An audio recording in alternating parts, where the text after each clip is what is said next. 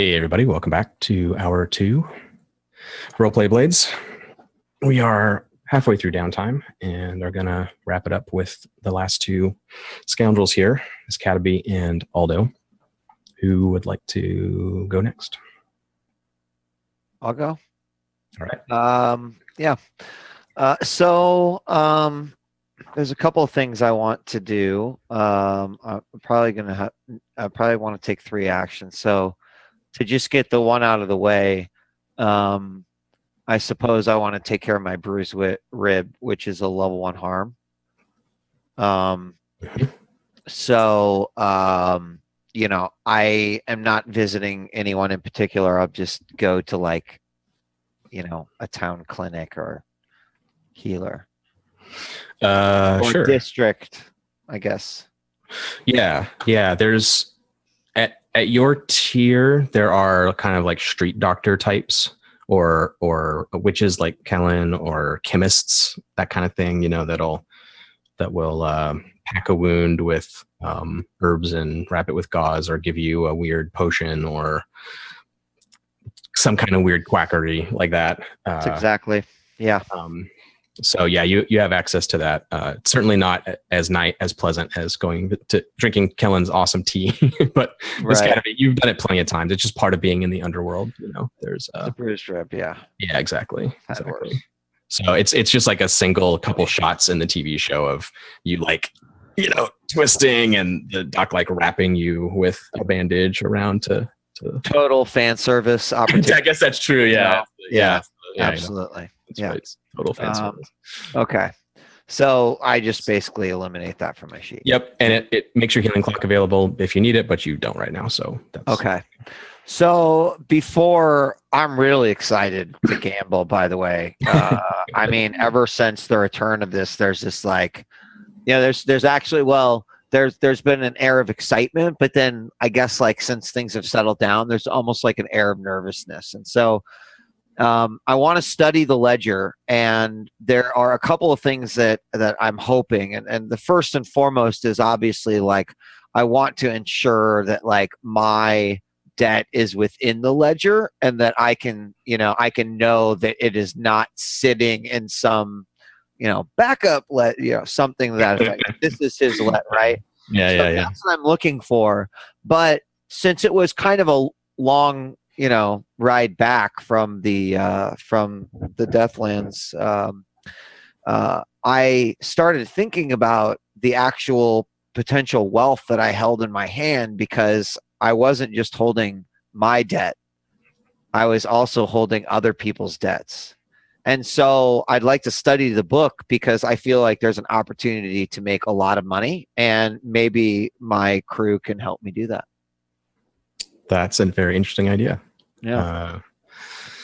Yeah. Or, and not even, like, there's something that I want everyone to understand from a player perspective. Cataby thinks she's the richest person in the world now, because no debt means that I can run up the exact same amount and it would just be static, you know, quo. So maybe I also think that if I know these individuals with potential leverage, then that is access to information, access to places, access to, like, it is, you know, so from that perspective, from the spider side of me is like, oh, this actually could, like, be the key to just about anything we could want. Yeah. So those are like, right. Yeah, for sure. That's great. So is this something that, it sounds like you're, you know, flipping through it in the flashback there on the boat ride back, but also at some point at the library, you want to kind of, like, bring the group together and be like, look, let's work on this and figure this out. Is that what you want? No, I think I'm like certainly taking it up as, like, a personal crusade, because the most important thing is that, like, hey, this is my, you know, this is, like, that's my debt. But as the spider side of Cataby is like, there is a lot more to offer here, or maybe I just want to get rich quick and gamble it all away, right? I'm still sitting with that decision. Okay, so you're going to do it on your own first. Yeah, for sure. Okay, I got you. Cool. So yes, you can definitely study it. You have a friend Salia, the secrets Yes. broker, Mhm. which we haven't met yet. Yeah, that was the other thing. I mean, it makes a lot of sense because this is the one person I could entrust with that I could basically show this to, and they would know what that meant. That, like, obviously, I probably killed this guy or had a part in it. So I definitely would like to go to Salia. Yeah, Salia, someone you could trust with a secret. A secrets broker is a good choice. Is Salia someone that you've known for a long time, or are they a new friend? Yes, a long time because just as Jenna was like my rival and sort of like penetrating places, Salia was like the person I could go to have the one piece of information that would like get me the access I needed or to gain favor with like a particular individual. So we go way back. Nice. Yeah. And I probably owe Salia more favors than she owes me. You know what I mean? Like, it's that kind of relationship, but she never, like, she's always there to help me out. Nice. I'm picturing her as older than Cataby, like maybe 50 or something. Yeah. And maybe a fairly well-to-do, like upper merchant class type who has lots of financial interactions with both sides, like the upper elite and the sort of lower classes. So she has lots of crisscrossing, paperwork and names cross her desk all the time. And right. She's the type of person that is very neutral, but has access to lots of little tidbits. So maybe we see you like visiting her. She has a nice, like, little narrow 2-story townhouse in Six Towers, and we see you go visit her, and she's very, very happy to see you. But she's got her hair up in a bun and this very nice but sort of old-fashioned dress. She's a local. You are too, right? You're from Imperial City, aren't you? Yeah. From Akros. That's right. Yeah, she's a Duskwall native. But she smiles and waves you in, and then kind of notices you wince a little bit, and she doesn't comment. She shakes her head like, yeah. You see the wheels turning, like, oh, someone probably beat you up because you were behind on your. Yeah, I'm just like, you know how it is. You know how it is. I do, dear. I do. What can I do for you? Please. She doesn't have a servant or anything. She just, she makes tea and you sit down. Yeah. And so, like, I just walk over and sort of pour myself a cup of tea. And there's like a few moments of silence. And I kind of like maybe dramatically turn around with my tea. And I just kind of have a smile on my face. And then Cataby like reaches in and pulls out the ledger. She's like, I came across a little book the other day. Did a little bit of reading, but thought you might be interested in as well. And put the book down, put the ledger down, take a sip from my tea. Just kind of like wait for that moment of satisfaction when she realizes what I just put on the table. Yeah, totally. I think it even has. I mean, you know how the nobility are, right? Everything has their fucking crest on it and shit. So like, the cover probably has an embossed Sukur symbol with the Severosi horse on it, and glitter and shit. Like, yeah, totally. This guy was totally sequins, and he went nuts. So yeah, she puts on her little reading glasses, and her eyebrow arches. And again, like, like she's a spider like you, essentially. Like, right. All the connections are being made in her brain right now. She probably knows right then when you put it on the table that you killed him. As soon as she sees it, she's like putting these pieces together. She heard something somewhere about something, like all these little connections. Maybe like from one spider to another, just like seeing her process this, I say something to the effect of, oh yeah, the book doesn't have an owner anymore. Nice. Yeah, she appreciates that. In fact, the owner's me. Well, then it won't do any harm if I give it a quick perusal then. So like while I kind of let her sort of soak it in, I'm also like wary to not make sure that she's not just like pilfering every secret out of that book that could benefit her. So yeah. Yeah. Well, you guys have a good relationship, like because she's your like mechanical friend. Like there's a certain level of trust there, and she does you the courtesy of she opens the book, she takes out a notebook and a little stubby pencil, and you see her like in front of you start sort of working the cryptography. Like it's in some simple cipher, and Right. so she's like, instead of just like flipping through and going like interesting, she actually like makes the notes and writes it out in front of you, just as a courtesy. Right. So you can see Awesome. that she's not hiding anything or whatever. So yeah, it's very interesting. It's written in a very cramped masculine hand for most of it, and then there's sections that are more loose, very antique handwriting, like very old-fashioned loopy script, almost calligraphy, that looks very different, but done in the same pen and ink.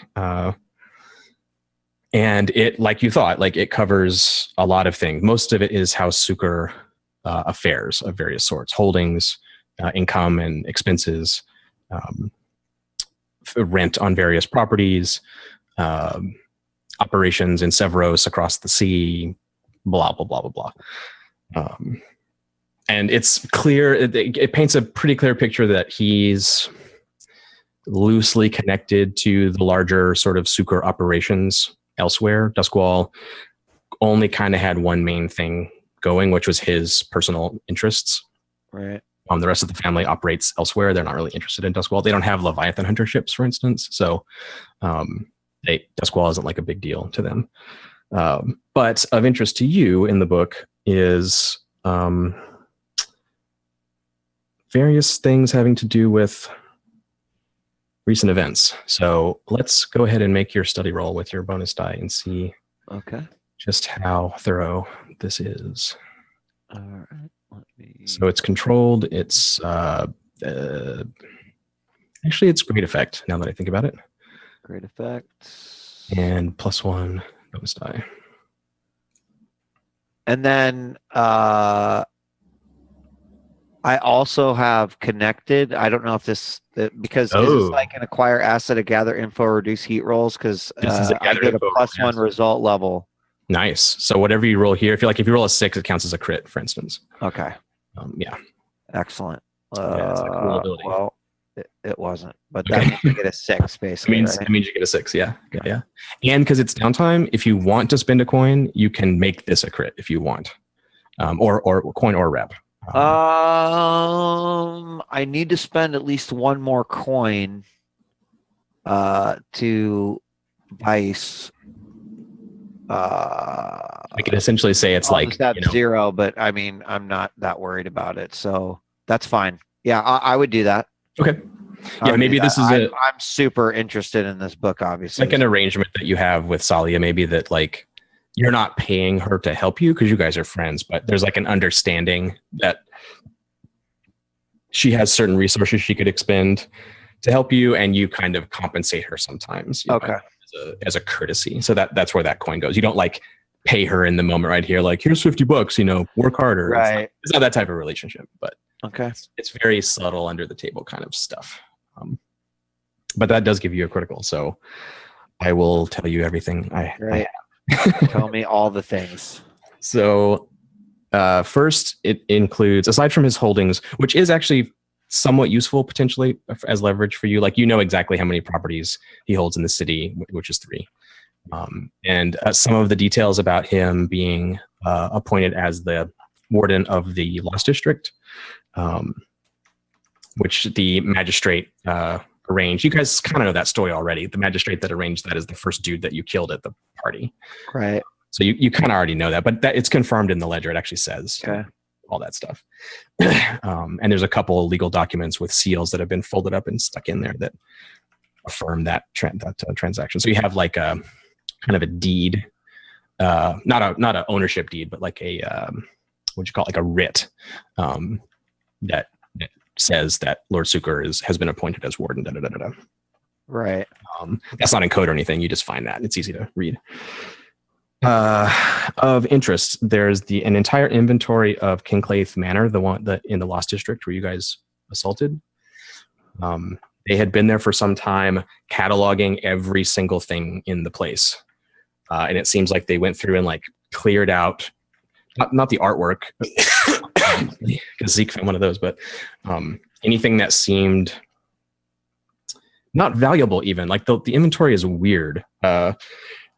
He makes a bunch of notes about stuff that they inventoried, but things that would normally be valuable, stashes of electroplasm, jewelry, artwork, a lockbox filled with coin that was stashed there by the Kinclaiths. That stuff is listed, but it doesn't have. There's all these weird checks and things, and none of those have checks. Everything that is like ticked off and searched are things like map cases and books and any kind of paperwork, documents, that kind of stuff. That seems to be what they were looking for.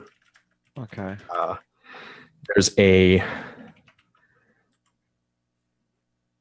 strange drawing, which at first you don't notice. I have a sample here to show you what it looks like, but it's actually like secretly encoded. It was written in such a way that like the letters on the page are darker than the other ones, and right. Salia like notices it and holds it up to the light in reverse so the light shines through. And let me I have a prop here I can show you. Oh damn. I know, it's fancy. Very fancy.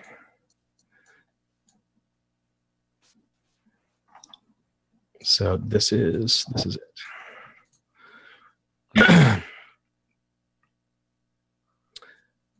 So that symbol comes through the page and it's clear from context that this is something that someone else sketched in the book as something to look for. They're supposed to look for this mark or seal or symbol as a clue on the documents that they're searching for. Okay. The documents, through context, you realize that there are sketches of the Void Sea, the North Void Sea beyond Duskwall, where the Leviathans are hunted. You're not a sailor, like you don't really recognize all the nautical notation and stuff, but you know what it is. You know, you're like, well, that's obviously the sea. And there are various locations like marked as question mark, like potential sites. And two of them have this symbol next to them, and it's hashed out, like crossed off. So it has something to do with maps, sea maps.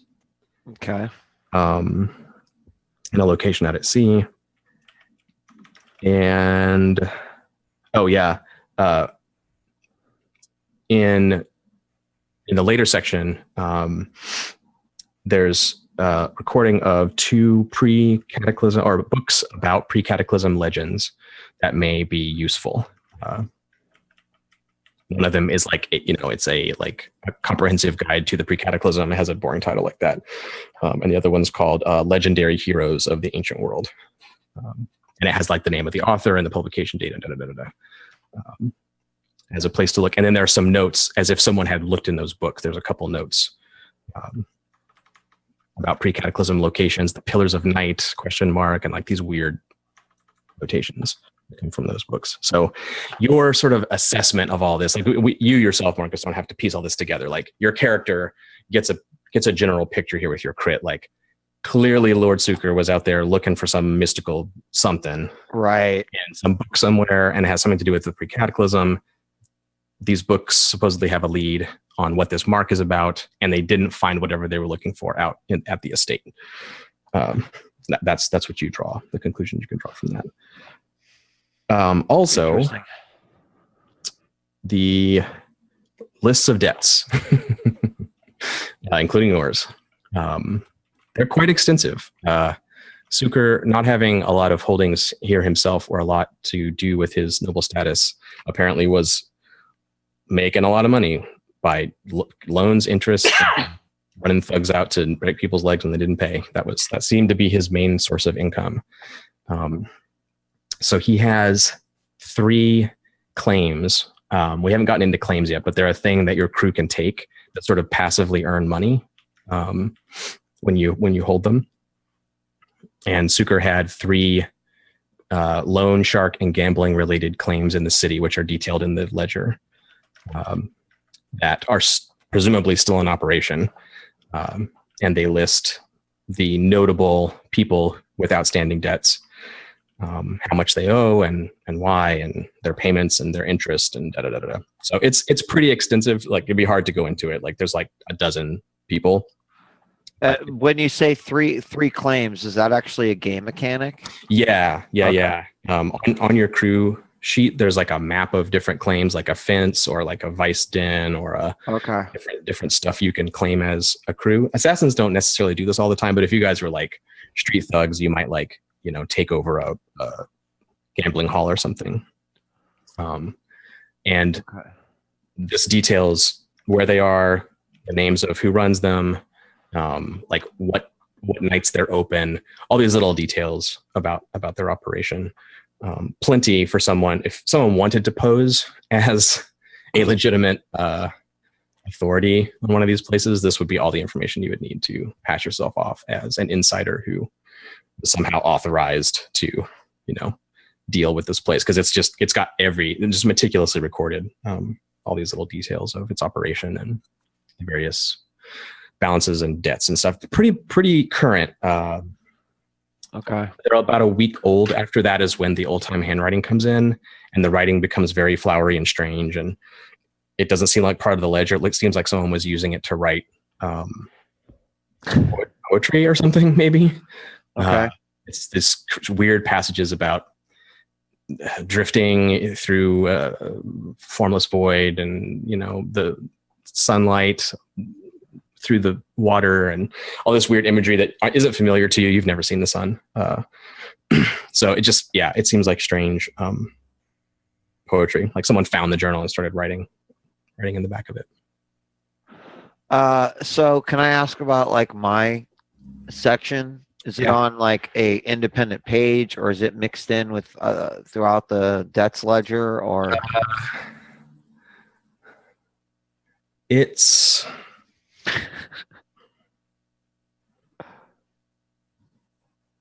it was pretty extensive, wasn't it? You owed him a lot. Yeah, it was. That's why I'm asking. Dude. I think you get your own page. Okay. Yeah, I'm pretty sure you got your own page.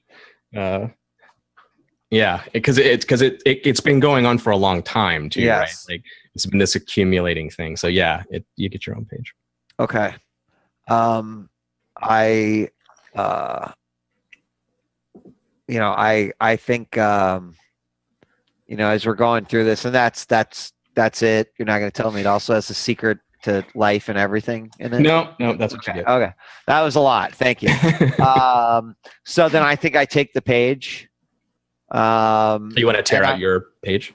I tear it right the fuck out of the book, and I walk over to the little stovetop where the tea kettle is warming. And I just don't think twice about it. And I say, the world will be a better place without it. And I just light it up. And it feels amazing. Yeah. Free and clear.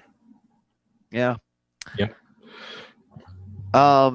So the only other thing I want to do is pay one more coin to hit my vice up, to fulfill my vice and get rid of some of the stress. Yes. I need it. Yes. Do some gambling. Yes. So, however, realizing the heat, I'm going to avoid any place in which Lord Suker has any involvement in. You can actually check the book now.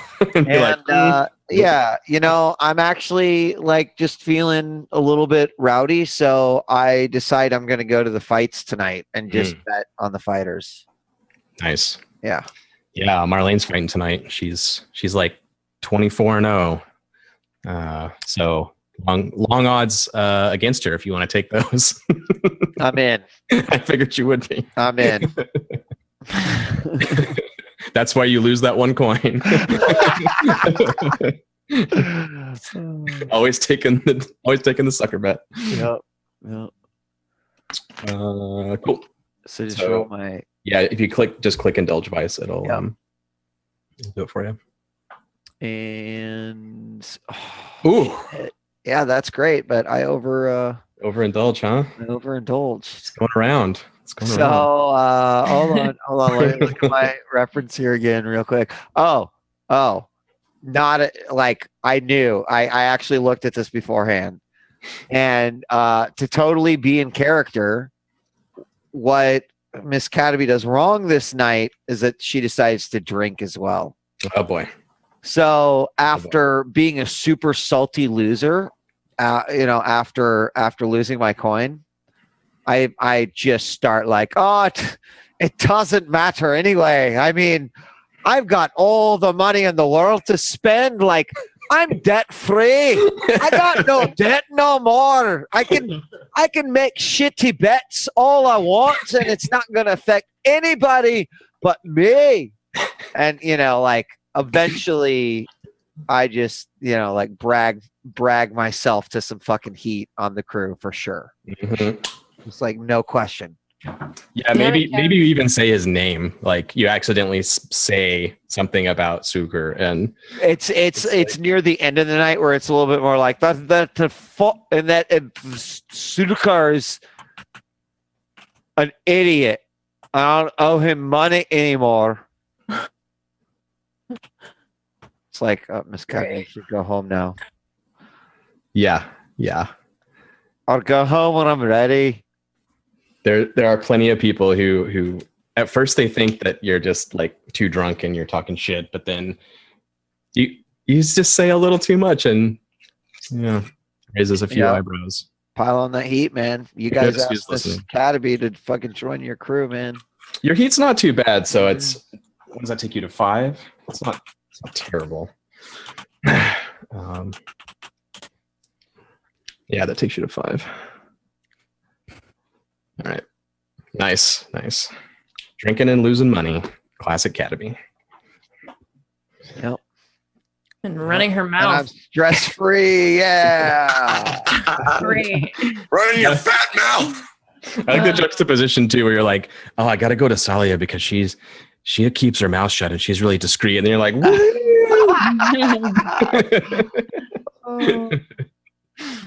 Great. Nice. That's it. I'm good. All right, Zeke, you are up. What do you want to do? Alrighty.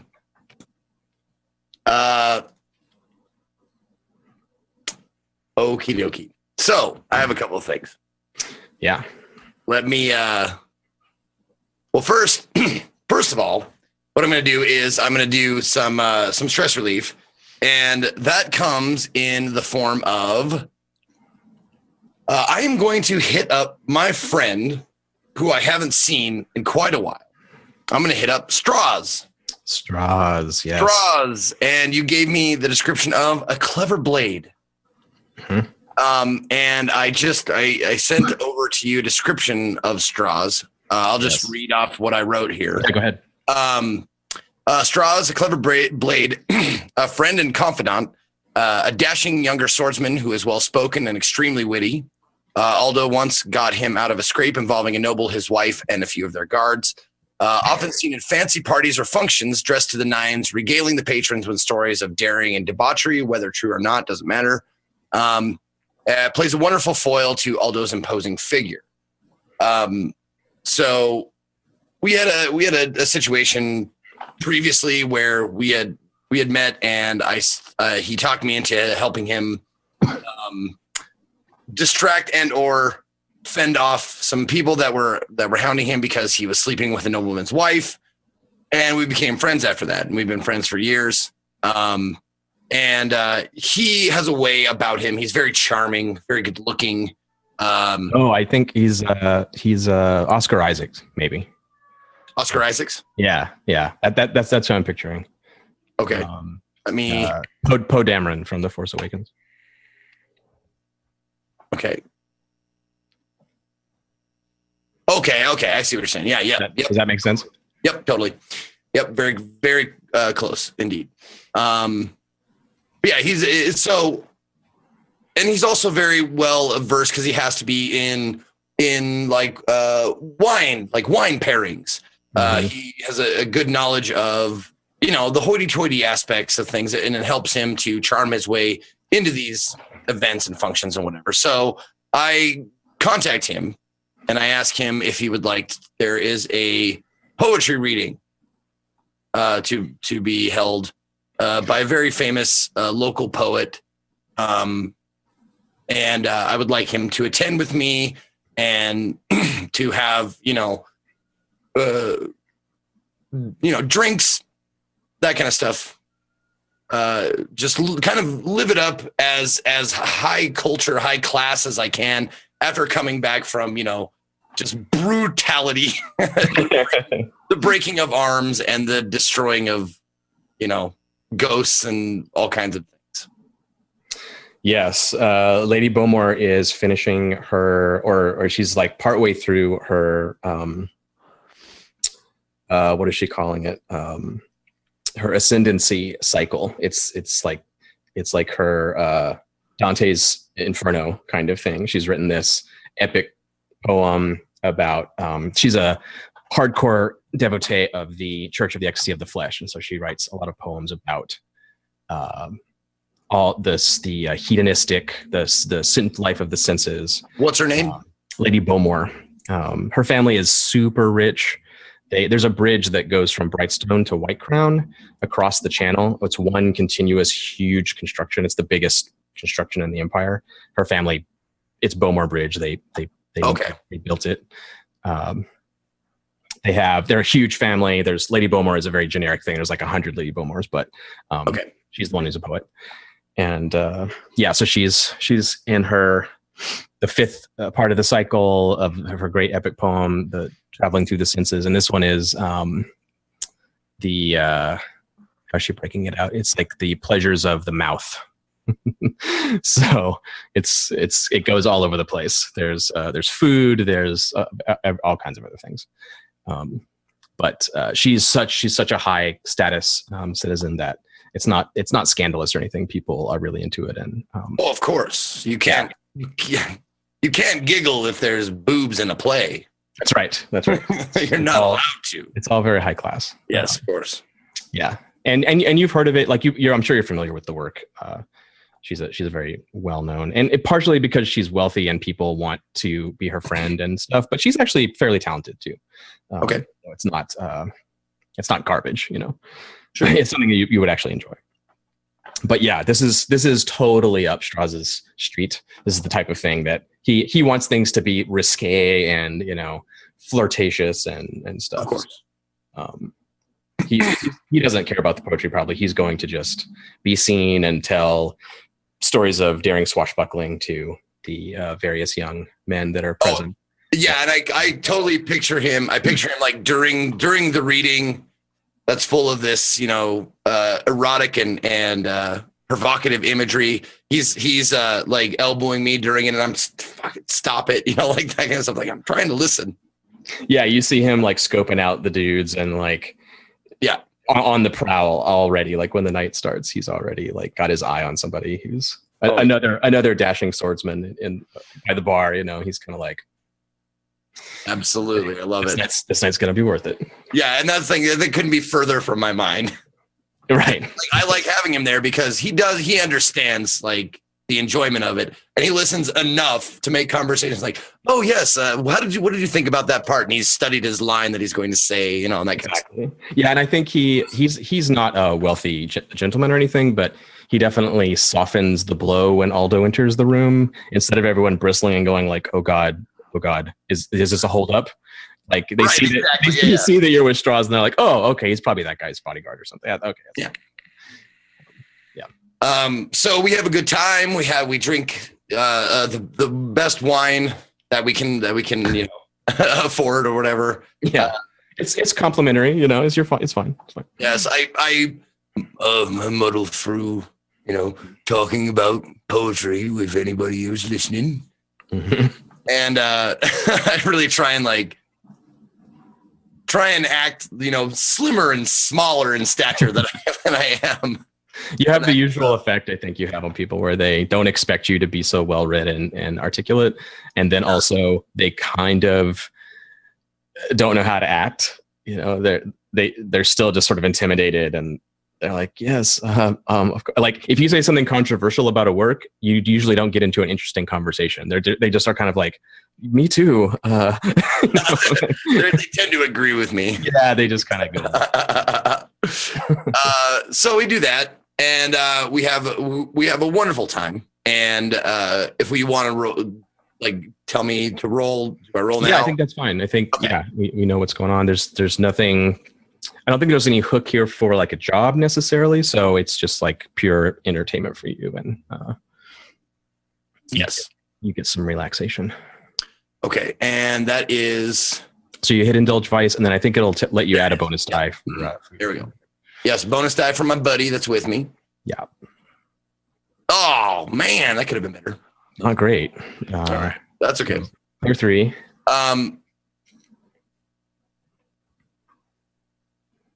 If I spend a dice, it goes up to, or especially spend a coin. If you spend a coin, you can bump it up to a 4 or a 5 if you want, instead of a 3, or you can indulge again. Either way. No, I'll just go to 3's fine. How much do you have left? 3. Oh yeah, that's not too bad. Yeah. Let's see. So that's good. We had a good time. It wasn't nearly as stress relieving as I'd like it to be, because they're still having trouble seeing this dude at a poetry reading. So yeah, I'm still not like all the way in there yet. You don't get your full dose of culture. You get to enjoy the poem, and then you kind of don't get to talk about it with anybody. It's kind of like, meh. Right. These people aren't taking me seriously. But then I also I had an ulterior motive, not only because Strauss is awesome and fun to hang out with, and he lends me some credibility and maybe softens my edges a little bit, but also since he is involved with all these upper crust people, maybe he's not like bosom buddies, but he hears things and that kind of stuff. I don't know if he's what his playbook actually is, if he's a spider or whatever, but I would like to gather info. Yes. And I would like to gather info about Careless. Would you now? Oh, Yes, I would. I would like interesting to find out what are his motivations? What's the deal with the handshake? Who or what is he involved with? Any weaknesses or leverage? And we can pare these down. How does he have all this info or these connections? These questions I have. Yeah. And I love it. That's great. We may just, depending on how well you roll, we may have to ask Jeff like what these answers are and how you might find them out. But, totally fair. Yeah. While we're doing that, did you say Marlene was the fighter, by the way? Yeah. Mm-hmm. The pugilist? Yeah. Excellent, John. Continue. I thought you might like that.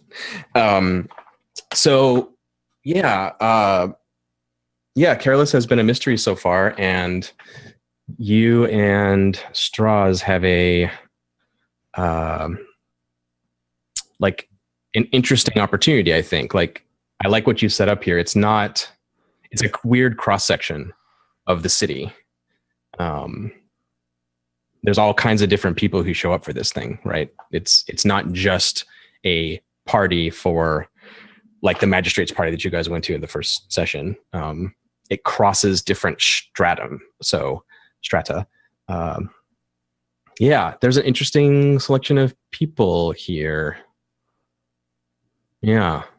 So I think, does Strauss know, like he's in on the plan? Like he knows that you've told him about this weird Tycherosi guy and you've asked him to like, yes, keep his ear open. Okay. Yes. So I'm going to make a fortune roll first. I want to see if there is a actual Tycherosi person at the party, because that's pretty unusual. Okay. That would certainly like make it easier to explain where we're getting some info possibly. So sure. I'm just going to roll 1 die. High is good for you. Let's see. 5. Okay. I think there is, and they're somewhat aloof and keeping to themselves at first. In fact, Strauss comes over to you at one point and has like his arm on Dagger Isle's sailor, who's this beautiful young man with his hair in braids and all tattooed like a sailor, and this snakeskin vest. And Strahd like comes over arm in arm with the guy and leans up to whisper to you and says like, "There's a Tycherosi in the corner over there. I'm sure of it." And you look, and there's a person who's keeping to themselves. They're wearing a hood. This like red silk gown, robes, collar, hood, long sleeve, like bell sleeves. They look like a monk almost. You can't see their hands or their face. Okay. But when they turn to like listen to the next stanza, you catch a glimpse of feathers under the hood, just the black feathers briefly, and then the hood swishes back in place. So later, when you take a closer look, you can see that they are indeed. It's a woman, extremely pale, porcelain white, like strangely white, not Caucasian, like a doll, like white skin, Sure. Yeah. with black claw-like nails, and instead of hair under her hood, there you see that's these black crow feathers that run down her head and back. And she's not like hiding herself, like don't look at me, you know. But you can tell she's kind of being polite to the poet, sort of. She doesn't want to take the focus away for everyone to be looking at her because she's this unusual stranger. Sure. She's kind of like, no, I'm here to hear the poet, and like let's make it about her, and just I don't want to draw attention away from that. So she's not hiding, but she's trying to keep a low profile. So do you want to talk to her directly, or do you want to interrogate other people at the party about her or why she's around, or what's your approach?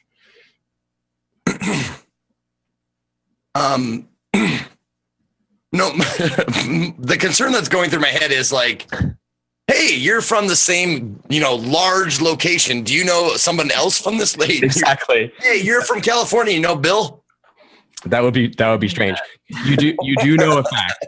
You know a fact. You're well read. Well, it's a fact in the sense that cultural facts are in this world. Like there's a lot of kind of racist bullshit in books in this world, but okay. In the scholarly world, that Tycherosi go on pilgrimages essentially.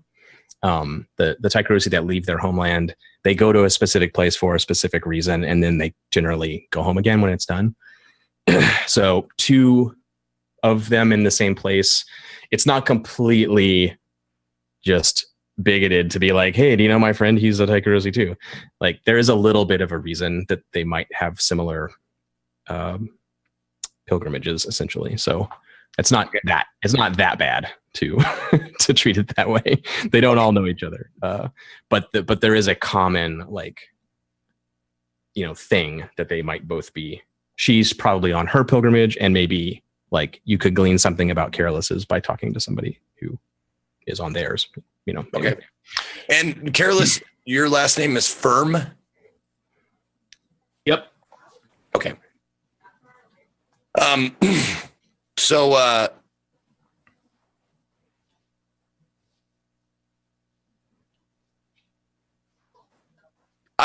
since I would like to utilize the friend bonus or whatever. Yeah. And also because, it's tough for me to just break the ice with people. It's true. I would ask, so if you, and I'm talking to Strauss right now. Okay. Have you ever seen her before? Oh, yeah. She's fun. I like her. I can't remember her name. Tycherosi. I think she's a noble, maybe. I saw her. She was at the Dalmore event a few weeks ago. She's Oh, right. I think she's a priestess. Yeah, she's a priestess. She was I don't know, anointed or something. It was all very mysterious. Well, if you wouldn't mind, Could Oh, you, of course. Yeah, could yeah. you introduce us? Yeah, definitely. Just 1 second. And the Dagger Owls guy that he's with is like, lose the beefy dude and let's get out of here. And Strauss is like, he's like, just hang on. I have something to do. Work before play.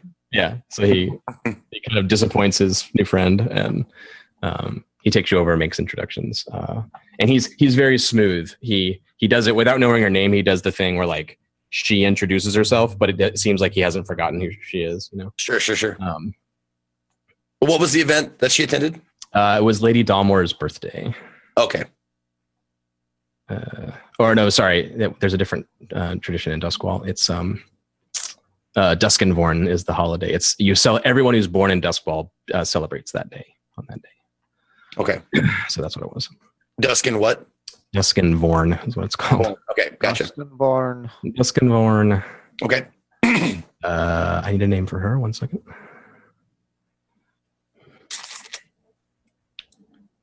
Her name is Vale. Vale. Okay.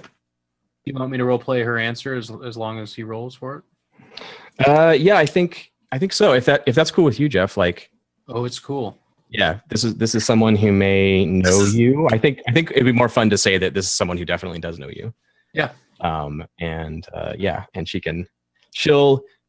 we'll interpret her answers, Jeff. Like you can give them, but like maybe through the lens of someone who, whatever her relationship is with you, you know. Well, I have an idea. Okay, sweet, cool. Yeah. So let's roll and see like how like thorough this interaction is. Do you hit it off well with her and she's talkative, or Sure. is she kind of a little cagey? Now what attribute do I roll for this? Do I decide, by the way? You do decide. So Okay. So far you've been consorting with her, but you may change tacks and to do any other action you want to do. Well, obviously the first thing you want to do is play to your strengths. And that's not just like gaming. That's like in real life, like to disarm somebody personally, Zeke would try and make a joke or whatever. Right. For Aldo, he is a study of character. So I would think that I would have noticed certain things about Careless and how he carries himself and tried to approach her in a manner that Careless would appreciate. Gotcha. You want to use your sort of knowledge and you're going to use study, it sounds like. Yeah. That's fair. That's totally fair. Okay. All right. So I'll do that. Position.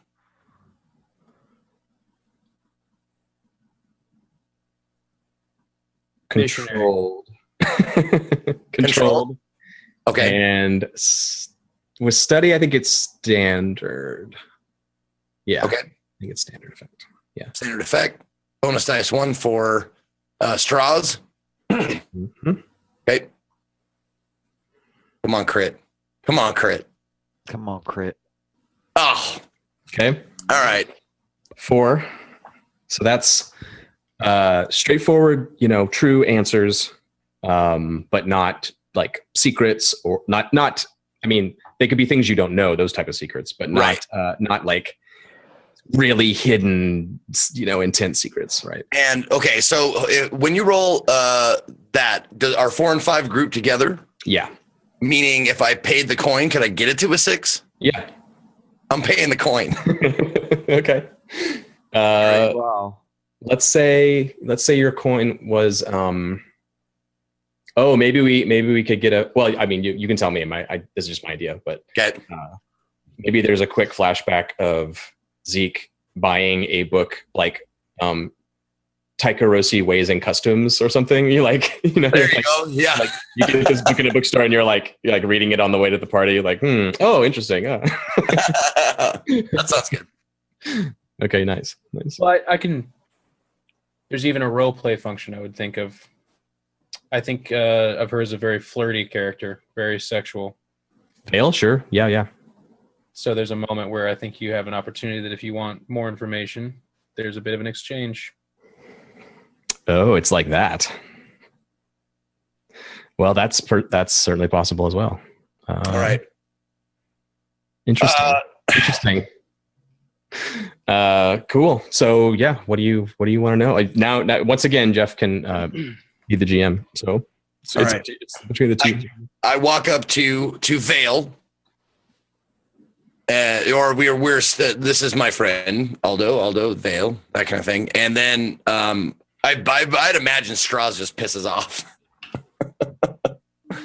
Yeah, as soon as you don't need him anymore, he wants to go have fun. So Sure. Yeah. Okay. Well, first of all, it's very nice to meet you. Another lover of poetry, I see.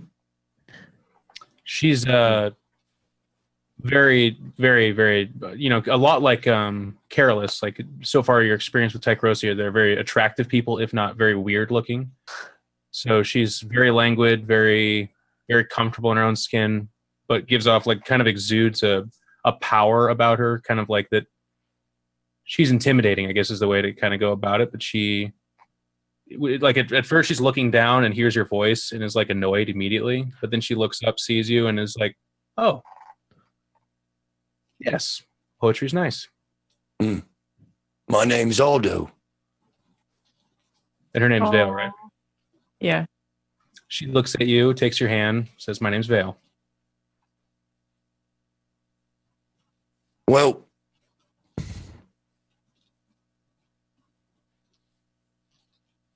I just wanted to say I saw you over here, and you reminded me of someone I know.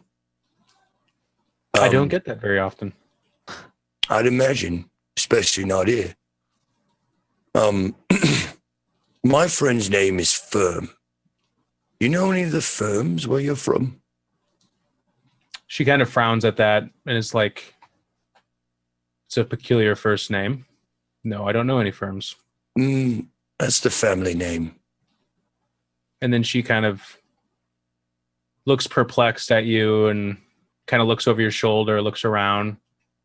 She's like, look, I know I'm not from here and I look different, but if you're going to make fun of me, it's not going to end very well. I don't take kindly to jokes. Well, that's funny. Because neither do I. And I'm not joking. And I don't mean to offer any offense at all. She's looking at you very sternly the whole time. She says, well, then why would you mention something like that? Firms aren't real. It's just something that people tell each other to scare each other. It's a legend. You know how the Tycherosi are supposed to be demons. Of course, this is a racial thing that makes me very offended. That's where it begins. People believe the firms is what made that happen. It's something that people tell each other to keep each other scared. It's not, I see. Kind of like the bogeyman. I guess you could break it down in such a way. If the boogeyman was meant to turn people against each other and bring death and destruction, I suppose. So, you believe that what I have said to you, I brought up a fairy tale to you. Is that what you're saying?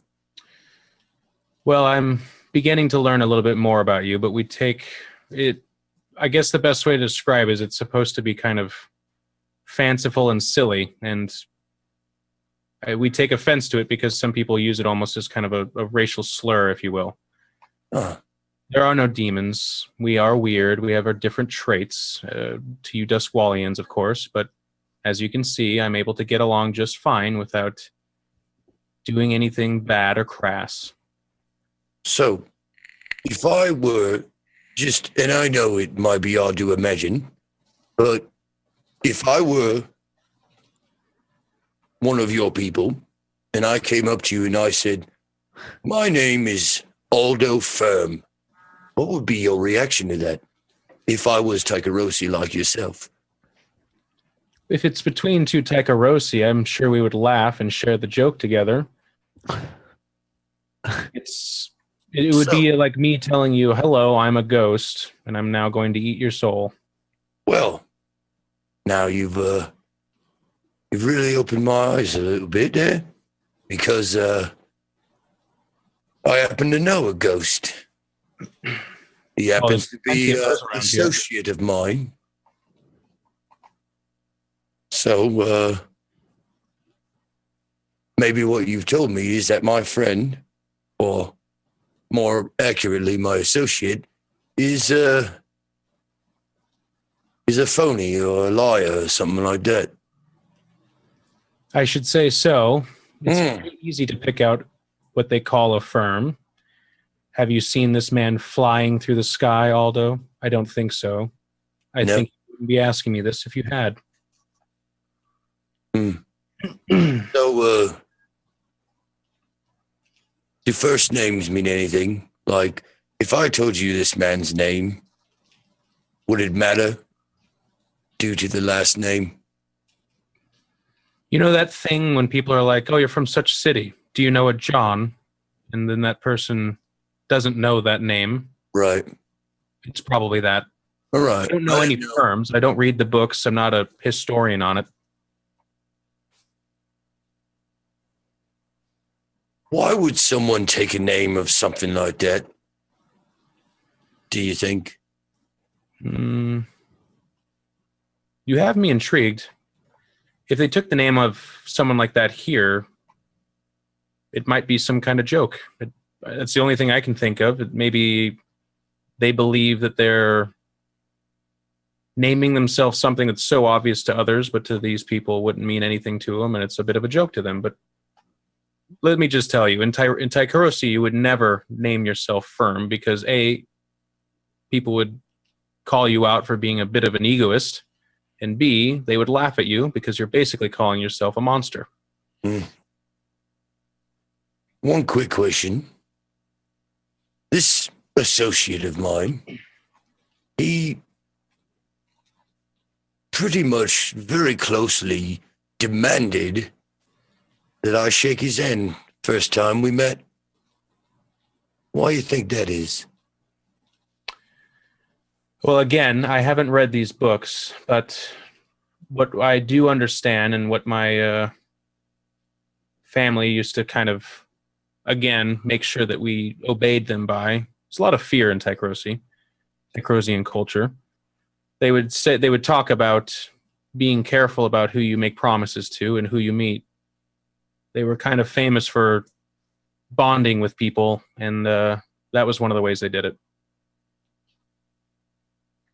You don't shake hands where we're from. It means you promise something. And you should never promise anything, Aldo, because what if you can't deliver? Well, that's funny that you say that. I don't remember ever promising anything. I just said, seemed like a trivial thing. And he forced it. He would not continue the conversation until I shook his hand. All right. And I warned him. I warned him the first time we met. All right.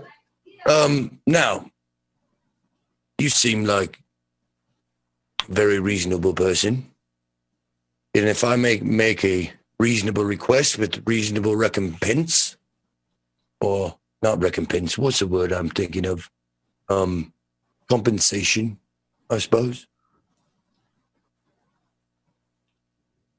If you find out, since Tycherosi around these parts are not quite rare, if you find out who I'm talking about, and you find out anything else about him,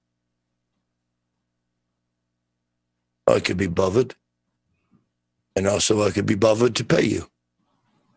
And I'm not talking just money or coin. I can do favors and such. I've got a skill set that might become useful to you. So I'll just leave it at that. She kind of leans back and looks you up and down and says, well, everyone has use for money, but if someone's going around calling themselves a firm and shaking hands, I'm not so sure I want any part of that. Well, you don't believe in the bogeyman, do you? I guarantee you, he's very flesh and blood. I've seen him bleed. And she's like, I suppose not. If I hear anything, I can let you know. Sure. Okay. And I give her the I like scribble down a place where we like a Dropbox for information or whatever. Like, so if she wants to meet me again, she'll just say, meet me here at this time. And I'll check it periodically. She takes it and gives you like a tip of the head. Have a wonderful evening. And I hear there's another reading in 3 weeks' time. I don't think you want to miss it. Good night. And I walk away. She kind of leans back, just watching you walk away. That was fucking great.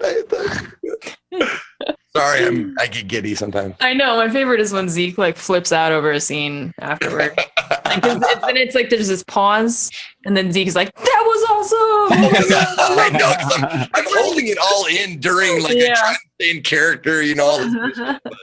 That was great. I'm Yeah, excited. that was a lot of fun. All right. That was super good. Zeke, if you want to, I think you probably do. Okay. Start a clock for Vale to like become, contacts or associates. Okay. Let's call it six pieces, and fill 2 of them in for your standard effect on your roll. I'm sorry. What was that last part?